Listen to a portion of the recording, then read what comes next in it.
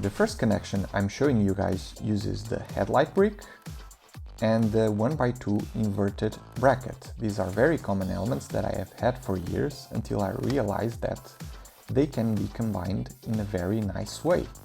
If you put a plate underneath and then put a bracket on, the measurements are just perfect to place a 2x2 curved slope. Connection number 2 also uses the Adlite brick and another type of bracket. If you have this assembly here and then place the bracket in here, the offset is exactly one plate, which allows you again to put some of these curved slopes for a really nice shape and detailing. The next connection is also using the Adlite brick. This is an amazing element, and if combined with 3 others like it, like so, you can make this really nice pattern. If you scale this up enough, then you can make some really nice patterns, maybe a stone floor for your Lego castle.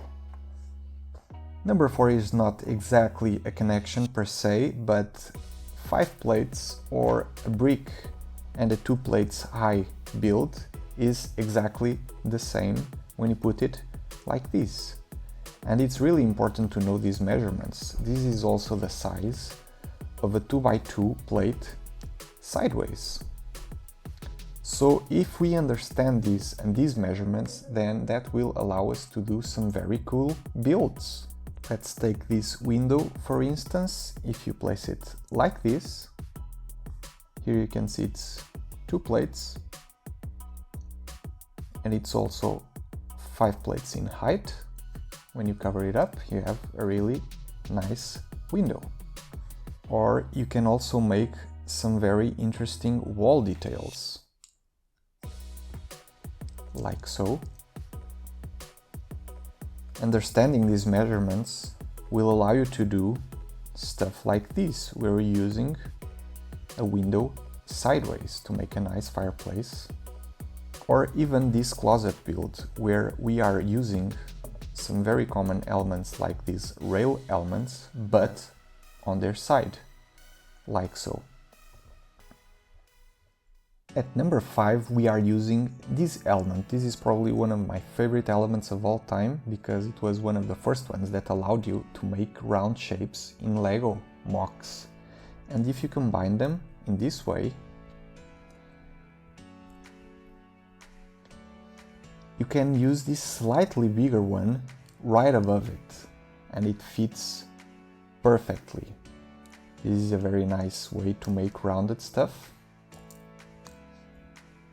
The only thing we're missing now is the missing shape. At number 6 we are using this small slope, often called as the cheese slope. And you might have realized by now that it is really hard to line them up properly. There's always a gap if you use standard Lego plates.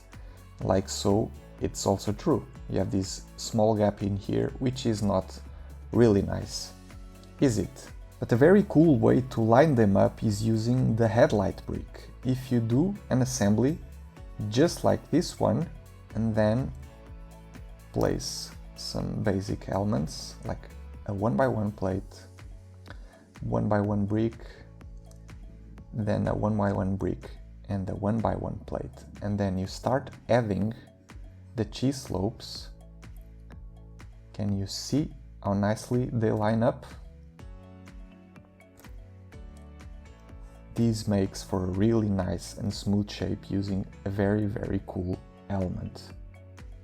If you have ever had a Lego airplane, you probably have some wheels just like these ones. But a cool thing that I found out just a few months ago actually was that you can actually connect these wheels with these Technic bushings. They fit perfectly. And this allows you to make some interesting builds. At number 8 I'm showing you guys this very interesting connection. I love to build with Lego, I love to build Lego sets, and sometimes when I find these very, very interesting builds where everything matches up perfectly, I'm just blown away. And this is one of them. Using regular brackets and clips. Then if you get some of these, bam! Isn't it perfect? I love this. And if you use this, you can really strengthen your Lego builds, which is really, really nice. At number 9, I'm showing you guys something that I learned while working for Lego. Clips can provide you some of the strongest Lego connections in the Lego system if you combine them in such a way with these types of elements. Bam! Very strong, very sturdy, and you can use this to make sideways builds and to interconnect very different elements. It is strong. I suggest you guys to build something similar like this to see what I'm talking about. At number 10, a connection I found out recently while doing some of my daily building tips. These two elements combine like this. And then if you place a second tile, you have a very strong and sturdy connection. Place some bars on, and then you could build something like this swing over here. Cool, right? There's also this element right here which has a similar round shape as the previous one, and then they can be combined like this as well for some really interesting shapes. And that's it, guys. Those are my 10 favorite Lego connections. Leave a comment below saying which one is your favorite, leave a like if you like the video, and subscribe to the channel so you don't miss the daily building tips and also some random Lego videos just like this one. Build something fun today!